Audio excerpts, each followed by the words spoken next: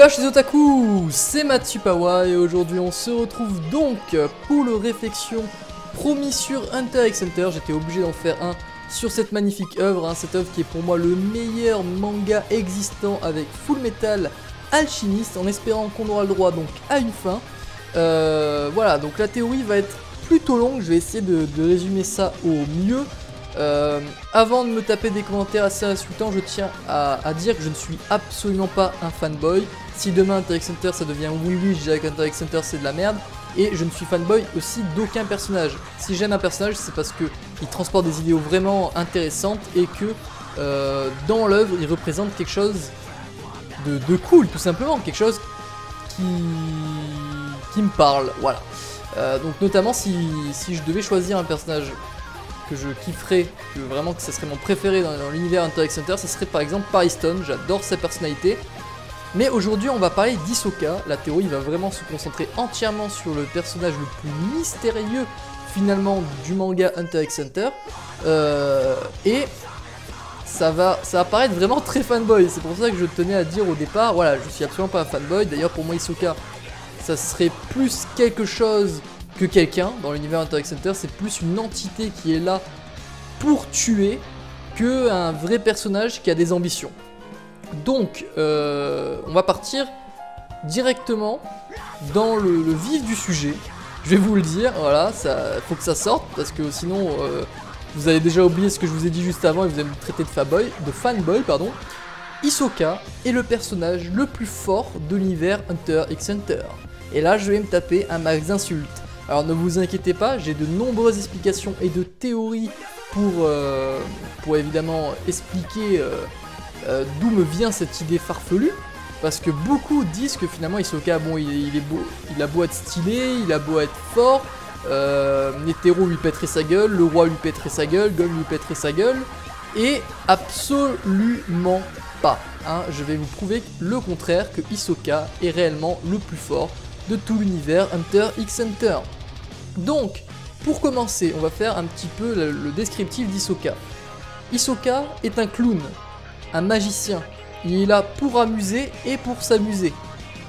Il joue finalement un rôle. Il est toujours maquillé et porte toujours des habits un peu frivoles et différents. Il essaie vraiment de se mettre en valeur. Il aime beaucoup se donner en spectacle, et je pense qu'on l'aura vu, que ce soit même quand il est en 1v1, juste pour montrer, voilà, je sais faire tel truc ou tel truc à son adversaire. Il n'hésite pas à présenter ses techniques, à vraiment révéler un petit peu ses tours. Ça l'amuse. Ça l'amuse grandement, ça rajoute finalement du piquant au combat. Donc il l'a fait vraiment un petit peu partout. Il l'a fait contre Goto, il l'a fait contre le maître des arts martiaux dans la tour. Il prépare vraiment toujours un tour de magie. Il a toujours des tours d'avance justement face à ses adversaires. Et il ne se bat jamais sérieusement. Ça je peux vous le prouver, il ne se bat jamais sérieusement. Jamais on l'a vu montrer ses muscles, jamais on l'a vu ouvrir ses yeux grandement en mode putain je suis concentré là, je vais me taper vraiment contre un mec fort. Jamais. Il est toujours en mode un petit peu zombie. Il est comme ça, il se trimballe limite difficilement. Il a une dégaine il a pas une position de combat de boxeur quoi. Il est là en mode bon plutôt passif en fait. Il est complètement passif Hisoka. Il fait son combat mais comme si ce n'était pas lui qui le faisait. Voilà, il est comme ça, il observe, il fait ses trucs, voilà, il fait ses petites manipulations, mais il est pas là dans le je te mets un gros coup de poing qui va exploser 3 milliards de kilomètres carrés. Non, non, il est en détente, il va jauger son adversaire et il va adapter sa force à lui pour essayer de rendre le combat le plus intéressant possible. Et il va volontairement se mettre en difficulté, parce que s'il n'était jamais en difficulté, le combat ne serait pas intéressant finalement. C'est comme si Netero, qui lui n'est pas là pour faire des tours, il est pas là pour s'amuser. Et bien quand il va se battre par exemple contre un mec beaucoup moins fort que lui, et on l'aura vu souvent, par exemple dans l'arc Chimera Hunt, quand je sais plus comment il s'appelle, celui qui faisait portail, amener petit à petit des fourmis chimères dans une zone dimensionnelle où Netero était pour les supprimer. Netero ne s'amusait pas, il était même pas blessé, rien du tout, il ne laissait pas les chiméras lui mettre un seul coup, il les a juste déchiquetés. Et encore, il disait, bon, je fais à peine que m'échauffer. Hisoka, il est pas du tout dans cette optique-là. Même s'il va se battre, par exemple, contre Gon, parce que contre Gon, il aurait pu, hein, on est d'accord, lui mettre un coup de poing, il serait parti hors du ring, ça aurait été terminé. Il a vraiment pris son temps, et il a laissé Gon le mettre en difficulté volontairement. Donc, Hisoka, c'est vraiment ce personnage-là. Il est là pour rendre un combat intéressant. Ça, je pense que vous l'aurez compris. Notamment par exemple quand Goto a réussi, je vous rappelle Goto quand il s'était battu contre Hisoka, donc Goto c'est le majordome qui se bat avec les pièces là. Il a utilisé volontairement ses pièces pour faire tordre les bras d'Hisoka. Hisoka à ce moment là a fait un petit peu levé les yeux, comme s'il était un petit peu surpris. Mais rien de grandiose quoi, il craint pas sa vie, il a pas d'adrénaline, il est pas en mode putain il m'a bien eu, je vais mourir. Non non, il sent qu'il ne prend aucun risque, il est facile, il est tranquille, il s'en fout. Donc là on est d'accord à ce niveau là. Ensuite on va parler des pensées et des dires. Parce que quand un personnage dit quelque chose, il ne le pense pas forcément, ça peut très bien être un mensonge. Hisoka va penser beaucoup de choses. Il va le penser avec certitude. Alors par exemple un voyou qui croise Kololo dans la rue, il va dire lui c'est un gothique, je vais pouvoir le planter. Hisoka, lui, il connaît le nen, il peut jauger les gens. D'ailleurs, même, il va noter les zodiacs, et ça c'est assez exceptionnel. Dans sa tête, il va noter les zodiacs. Quand vous notez quelqu'un, c'est qu'à mon avis, vous êtes capable de le surpasser.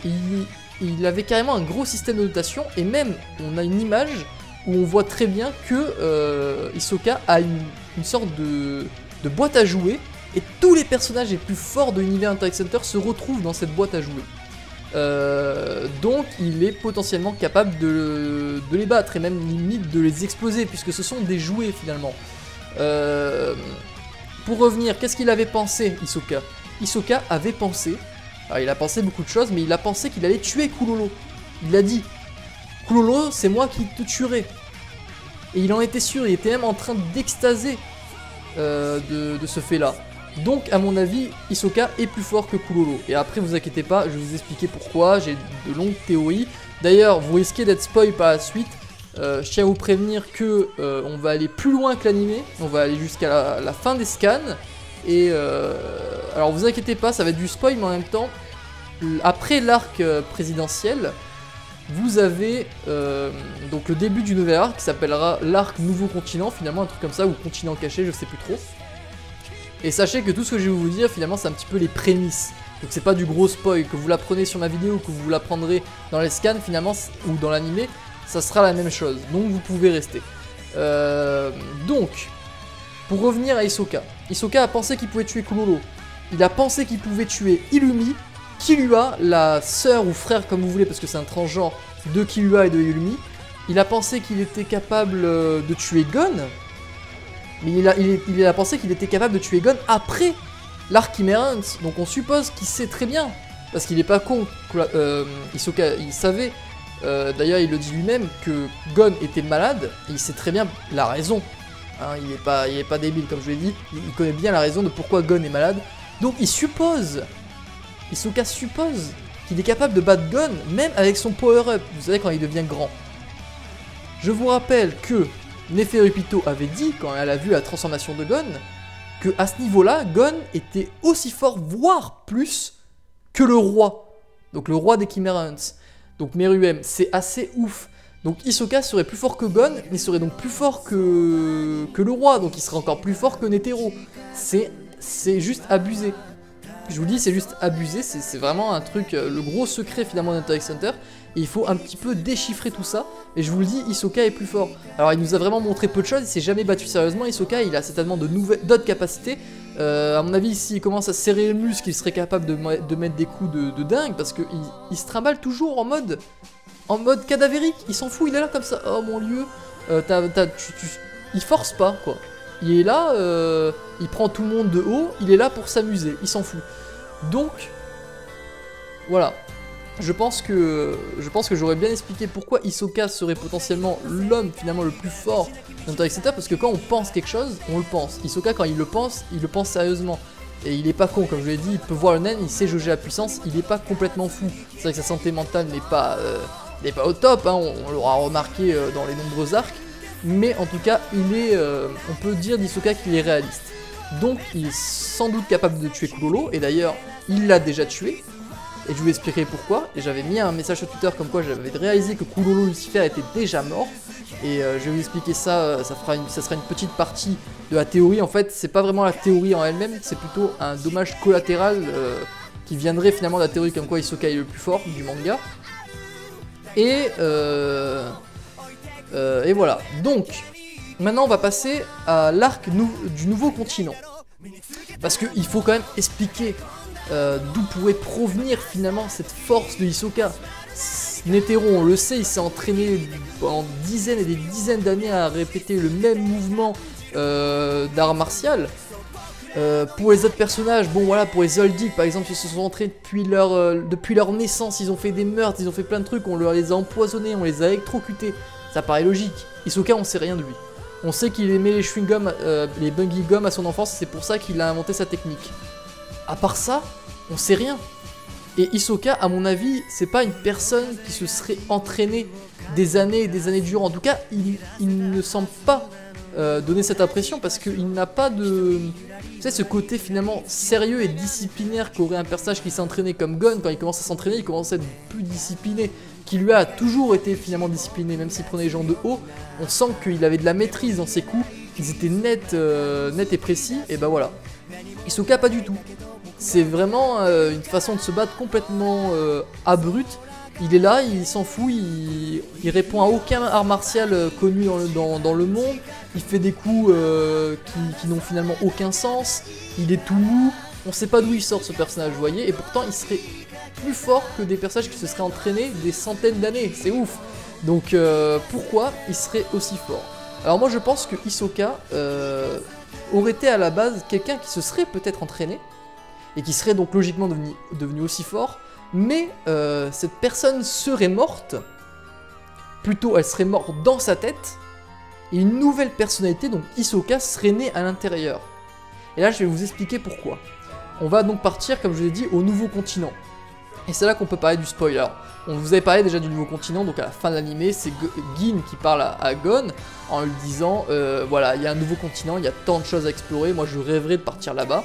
Et bien il faut savoir qu'il y a déjà eu des personnes qui sont allées là-bas, d'autres sont revenus, alors certains seraient morts en revenant de maladies ou de leurs blessures, mais d'autres auraient totalement perdu leur santé mentale. Alors que veut dire perdre totalement sa santé mentale? Bah tu deviens complètement fou, tu te crées de nouvelles personnalités et peut-être même que ta personnalité de base meurt et que tu en as une nouvelle qui naît. Donc ça pourrait être la naissance d'Hisoka, ça voudrait dire que finalement Hisoka était un des hunters qui aurait été envoyé dans le nouveau continent et en revenant sa santé mentale se serait fortement dégradée et finalement Hisoka serait né. Il aurait pris un nouveau nom, il se serait maquillé, il se serait teint les cheveux et c'est pour ça qu'il aurait passé à nouveau l'examen des hunters finalement. Hisoka va nous parler de son enfance, il va nous dire que quand il était petit, il aimait les chewing-gums. Mais là, il le dit. Ça qui est intéressant, c'est qu'il le dit, et quand il dit quelque chose, on ne peut pas le prendre au sérieux, puisque Hisoka a déjà menti. Quand il a menti à Gon, il a menti à Killua, il ment Hisoka, il ment pour ses intérêts personnels. Donc, en mentant sur ses origines, et bien finalement, il perpétue le secret. Mais quand il pense à quelque chose, on sait que c'est la vérité, parce qu'il le pense, il va pas se mentir à lui-même, mais même si nous, on est dans ses pensées. Il sait pas, Hisoka, qu'on est en train de l'observer, et il veut pas nous mentir à nous. Il se parle à lui-même, donc il ne se ment pas. Mais quand il va parler à d'autres personnages, il peut très bien mentir. Donc, on peut supposer que finalement que l'enfance d'Hisoka, celle qu'il nous raconte, est totalement fausse, que jamais il n'aurait mangé ses chewing-gums par exemple, vous voyez. Donc, pour continuer sur cette théorie-là, et peut-être même que Hisoka, quand il parle de son enfance, il parle de sa naissance dans la tête de l'ancienne personne qu'il était, vous voyez. Ça peut aller chercher super loin. De toute façon, sur Hunter x Hunter, c'est super loin de base. C'est juste exceptionnel. Donc, on a ce personnage-là d'Hisoka. Maintenant, je vais vous prouver autre chose. Parce que Hisoka, comme je l'ai dit, ne craint jamais pour sa vie. Alors, est-ce que ça serait parce qu'il est finalement super puissant? Parce qu'on a beau être super puissant, si on met pas le nez au bon endroit et qu'on se fait percer le cœur, on crève. Eh bien, il faut savoir que dans le nouveau continent, il y a des choses qu'on appelle des fléaux. Et ces fléaux, c'est assez dingue. Il y en a 5 connus aujourd'hui. Plus je crois un 6ème qui est une maladie en fait qui rend les gens tout tordus, c'est bizarre. Mais alors ces 5 fléaux sont assez dingues parce que deux d'entre eux pourraient nous donner de gros indices sur la provenance finalement des capacités d'Hisoka. Alors, je vais venir au serpent Hellbell. Et le serpent Hellbell, dans son descriptif, on dit qu'il maîtrise la propagation par la contamination, c'est bizarre comme phrase, de l'instinct meurtrier. En gros, c'est un serpent qui est capable de transmettre à ses victimes l'instinct meurtrier. Donc Hisoka, s'il serait parti dans le nouveau continent, c'est là qu'il aurait gagné son instinct meurtrier. Et son instinct meurtrier est vraiment très très très fort. Par exemple, on se rappellera dans l'examen Hunter qu'à un moment Hisoka était en manque de meurtre, il est complètement devenu fou et il a tué d'un seul coup un autre participant, même il n'a pas réfléchi, il fallait absolument qu'il tue quelqu'un finalement. Donc ça serait une des possibilités de pourquoi Hellbell finalement est si terrible. Hellbell, en donnant un instinct meurtrier aux Hunters, les Hunters n'ont pas pu s'empêcher de s'entretuer. Donc c'est une des explications de la force d'Hellbell et qu'on retrouve chez Hisoka, donc cet instinct meurtrier. De deux, Hisoka a peut-être fait un autre voyage, et là, attention, encore une fois dans le nouveau continent, et cette fois il aurait chopé une maladie. Alors c'est un virus, c'est pour ça qu'on dit que c'est une maladie, parce que finalement c'est plutôt avantageux. C'est le virus Zobae qui donne l'immortalité. Tous ceux qui sont infectés par ce virus sont immortels. Par contre, leur corps pourrit normalement, quand même. Ce qui fait, alors pourrit normalement, pas vraiment, parce qu'ils restent quand même en vie, tu vois, ils vont pas finir en squelette, hein, ce que j'ai compris, mais leur peau commence à se détacher, enfin c'est complètement dégueulasse. Comment on sait ça? Tout simplement parce que quelqu'un qui est atteint de ce virus-là est enfermé dans des locaux un peu secrets d'un gouvernement, enfermé dans une cage de verre, et on le voit, il est comme ça assis, on sait pas ce qu'il veut, on a l'impression qu'il est devenu complètement fou. C'est certainement d'ailleurs un des hunters qui est parti et qui a perdu sa santé mentale, et on le voit comme ça face à la vitre, et sa peau est en train de se détacher de son corps. Et là vous allez me dire, donc, Hisoka, pourquoi Hisoka? Parce que Hisoka n'a jamais peur de la mort, il n'a jamais eu peur de la mort, donc forcément s'il est immortel, pourquoi aurait-il peur de la mort? De deux, il est tout le temps maquillé. Hisoka est constamment maquillé. C'est vrai qu'on le voit quelquefois prendre des douches et des bains. Alors fanservice ou pas, je ne sais pas. En tout cas, sachez que même si ce n'est pas son maquillage qui a pour but de cacher finalement cette peau qui devrait se détacher de son corps, il y a peut-être une autre raison. Enfin, peut-être une autre façon de cacher cette peau. Et quelle façon serait-elle? Et ben, ça serait le Bungy Gum. Bungy Gum qui est capable avec le Bungy Gum de se créer une seconde peau. On l'a déjà vu, il le dit dans le manga et il utilise cette capacité. Notamment pour se rajouter le tatouage des araignées dans le dos. Et aussi pour se recoller le bras fictivement lors du combat contre le champion d'arts martiaux sur la tour. Dans la tour, je sais plus comment elle s'appelle, la tour céleste ou un truc comme ça. Donc, il est capable de créer une seconde peau. Pourquoi aurait-il choisi cette compétence s'il était si fort? Parce que c'est vrai, si Hisoka est l'homme le plus fort du manga, il aurait très bien pu choisir un truc comme Netero, une sorte de dieu qui spawn derrière lui, qui défonce tout le monde, un truc qui peut couper la terre en deux. Et bien il a choisi le Bungy Gum. Et bien pourquoi? Parce que la personne qui a le virus Zobae, donc le virus qui donne l'immortalité, on voit qu'elle souffre le martyre, on le sent. C'est sûr, perdre la peau ça doit pas faire que du bien, un simple coup de vent et on doit tomber dans les pommes. Et bien, Hisoka aurait choisi tout simplement le Bungy Gum pour se créer cette seconde peau et ne pas souffrir. Ça paraît tout de suite plus logique. Ensuite, donc on a ça, franchement tout est lié, hein. Je vous le dis à mon avis, je pense avoir touché quelque chose de très profond dans Hunter x Hunter, hein, parce qu'Hisoka est vraiment très mystérieux et à mon avis, si, espérons-le, Togashi arrive à poursuivre son manga, on aura de grandes révélations sur ce personnage-là. Donc Hisoka. On en était à là, donc il aurait chopé le virus Zobae et il se serait fait transmettre l'instinct meurtrier par le serpent Hellbell. Donc là tout devient logique. Il aurait perdu sa santé mentale, donc il serait devenu une autre personne, il commencerait à se déguiser, à se maquiller pour pas qu'on le reconnaisse. Puisqu'on ne peut pas le reconnaître et qu'il date finalement de 100 à 200 ans peut-être, puisqu'il est immortel, on ne sait pas. Personne ne peut dire non, lui il a déjà passé l'examen, on lui fait pas repasser, vous voyez ce que je veux dire? Il n'y avait aucun moyen pour savoir finalement qui il était, il n'avait plus la même personnalité, plus la même apparence, plus rien du tout. Donc ça c'était pour Hisoka. Oui, pour garder sur le fait de l'immortalité, on voit bien qu'il commence à devenir de plus en plus cadavérique. C'est-à-dire la personne qui a le virus Zobae, on voit derrière, il perd la peau, il commence à avoir un petit peu la peau sur les os, il a un teint plutôt blanc, hein, on peut l'imaginer. Donc Hisoka a le teint plutôt blanc, si on imagine que finalement ce n'est pas du maquillage, et que ce n'est pas une seconde peau, mais à mon avis c'est pas une des raisons principales, c'est plutôt que, remarquez bien que le sang a souvent été présent dans l'Interact Center. L'auteur ne manque pas d'afficher le sang dans son manga, il le met tout le temps. Quand vous avez Netero qui se fait couper la jambe, il y a du sang qui coule à flot. Enfin, il y a plein de moments. Killua il vole le cœur, on a du sang qui coule de partout. Enfin, à chaque fois que quelqu'un perd un membre ou se fait trancher, même quand Hisoka envoie des cartes sur le champion d'arts martiaux, les cartes se plantent et il y a plein de sang qui coule de son corps. Et Hisoka se fait littéralement arracher le bras. Et malgré le fait qu'il se fait arracher le bras, seulement quelques gouttes de sang coulent de ses orifices. Ce qui n'est absolument pas logique, il vient de se faire trancher le bras, normalement une tonne de sang et du giclé comme dans toutes les fois où les bras se sont fait arracher dans l'Interact Center. Et ben pas pour Hisoka. Son bras était coupé et il n'y avait rien qui sortait. Alors soit il a réussi à mettre son bunging gum ultra rapidement, ce qui n'est pas montré dans le manga, hein, parce que dans l'anime peut-être qu'on ne voit pas de sang couler, mais dans le manga on voit quelques petites gouttes tomber. Alors qu'est-ce que ça voudrait dire?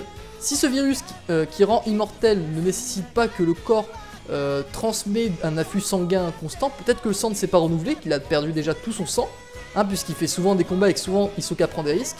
Donc peut-être qu'il lui reste très peu de sang dans le corps, et que logiquement quand il se fait couper un membre pour la peut-être 100e fois, et ben il n'y a que quelques gouttes qui tombent.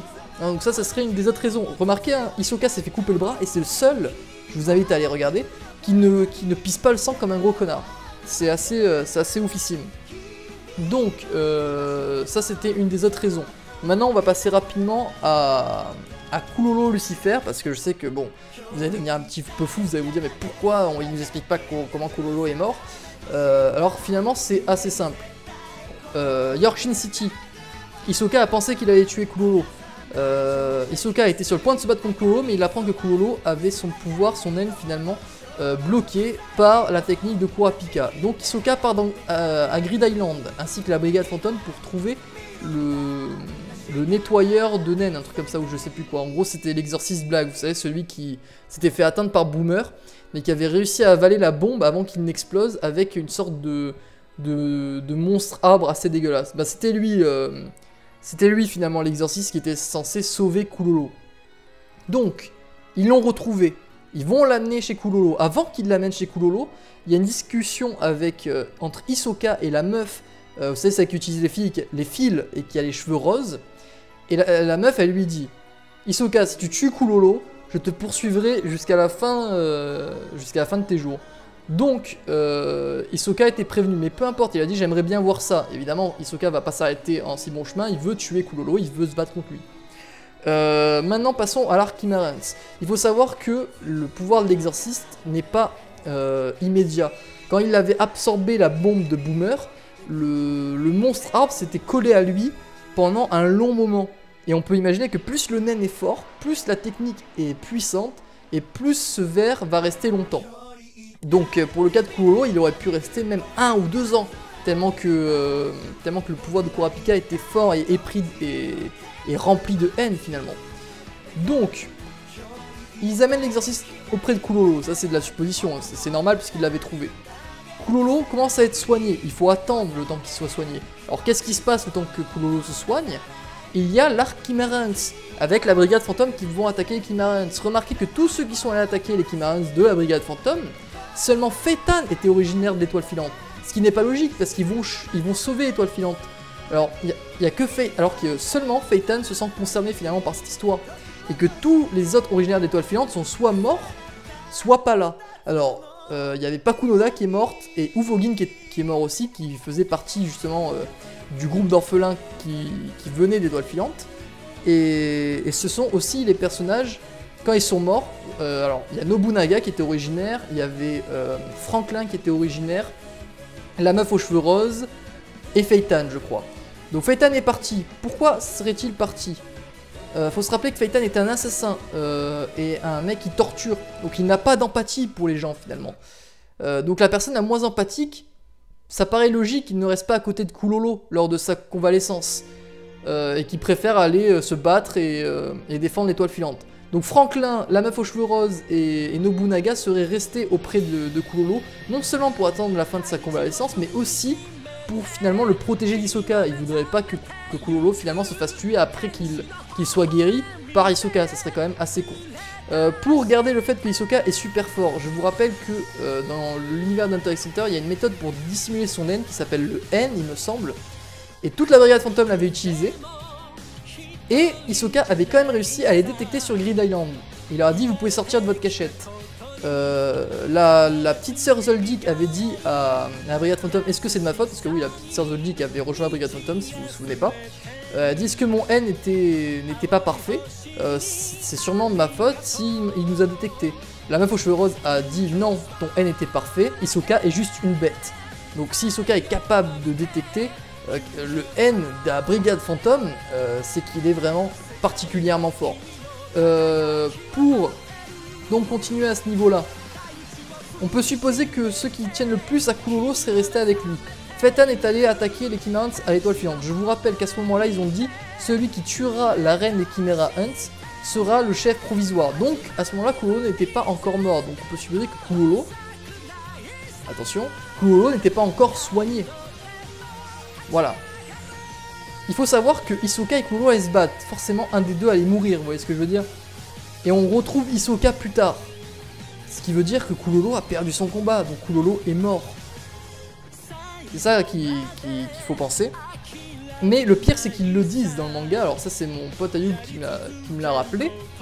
Quand Illumi et Hisoka discutent en haut de la falaise, vous savez, à l'arc présidentiel, eh bien, Illumi dit à Hisoka, en parlant de Kulolo au passé, que donc tu as fini, en parlant à Hisoka, donc tu as fini de poursuivre Kulolo.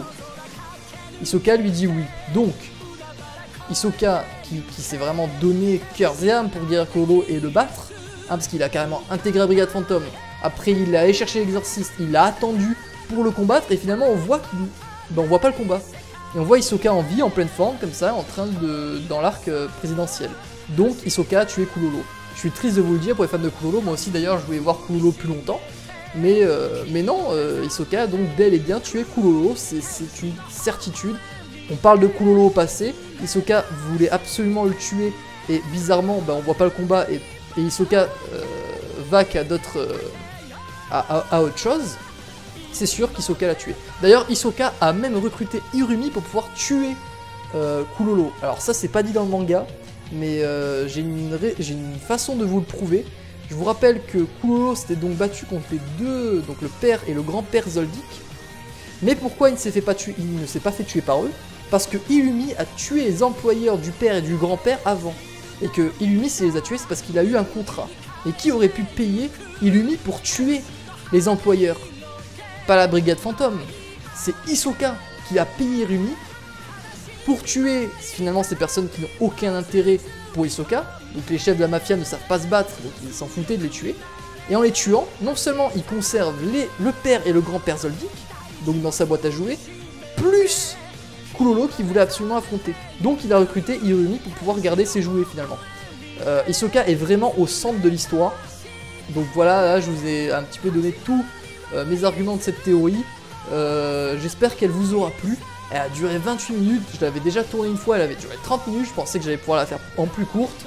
Au moins je l'ai fait avec meilleure prononciation, parce que c'est vrai que je m'étais un petit peu perdu dans les pensées dans mon premier record. Mais voilà, donc j'ai présenté un petit peu tous mes arguments de cette théorie sur Hunter x Hunter. J'espère qu'elle vous aura plu, j'espère qu'on pourra en faire d'autres, mais en tout cas c'est la plus grosse que j'aurais pu trouver sur Hunter x Hunter. J'en avais une autre qui était proche d'une allégorie sur l'arc Chimera Hunts.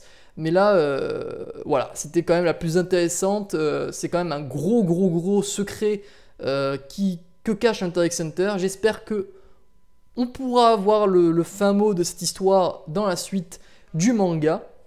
En tout cas, c'est ici que nous allons nous laisser. J'espère encore une fois n'avoir rien oublié, parce qu'il y avait tellement de choses à dire. Vous avez vu, c'est le plus long réflexion qu'on aura fait, je crois. Et il le mérite, Hunter x Hunter le mérite, surtout pour cette théorie qui est assez grandiose, hein. Là on n'a pas déconné, on est allé très loin. Donc sur ce, on va se laisser là, au cas où si j'ai oublié quoi que ce soit, ça sera certainement rajouté dans des débats dans les commentaires. Je vous invite à débattre, à présenter vos propres théories, vos propres idées sur la question. et on pourra peut-être piocher un petit peu de tout ça pour faire une réflexion Hunter x Hunter 2. Voilà, deuxième partie. J'espère que vous avez passé un bon moment en ma compagnie en tout cas, et je n'ai plus qu'une seule chose à vous dire tout le monde. Tchuss et à la prochaine.